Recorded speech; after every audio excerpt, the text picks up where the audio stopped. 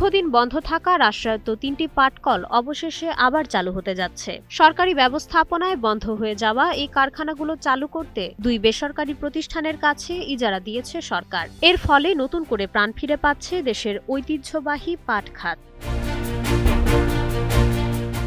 ১১ August মঙ্গলবার দুপুরে Bangladesh jute mills কর্পোরেশনের সাথে প্রাণ আরএফএল ও হ্যামকো গ্রুপের চুক্তি স্বাক্ষরিত হয়। চুক্তির ফলে সিরাজগঞ্জের জাতীয় জুট মিলস ও খুলনার স্টার জুট মিল পরিচালনা করবে প্রাণ আরএফএল গ্রুপ। অন্যদিকে খুলনার প্ল্যাটিনাম জুবিলি জুট মিলের দায়িত্ব পেয়েছে হ্যামকো গ্রুপ।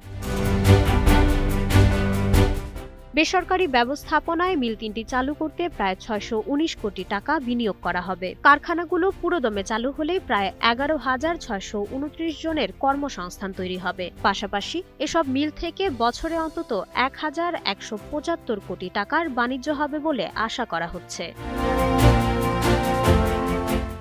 বন্ধ থাকা ২৫টি পাটকলের মধ্যে ইতোমধ্যে ২০টি বেসরকারি খাতে ইজারা দেওয়ার সিদ্ধান্ত হয়েছে। এর মধ্যে ১৪টির হস্তান্তর সম্পন্ন হয়েছে এবং ৯টি কারখানায় ইতোমধ্যে উৎপাদন শুরু হয়ে গেছে। নতুন এই উদ্যোগের ফলে স্থানীয় অর্থনীতি যেমন চাঙ্গা হবে, তেমনি বাণিজ্য ও কর্মসংস্থানেও আসবে গতি, এমনটাই মনে করছেন সংশ্লিষ্টরা। মাইশা মালিহা, সময়ের আলো।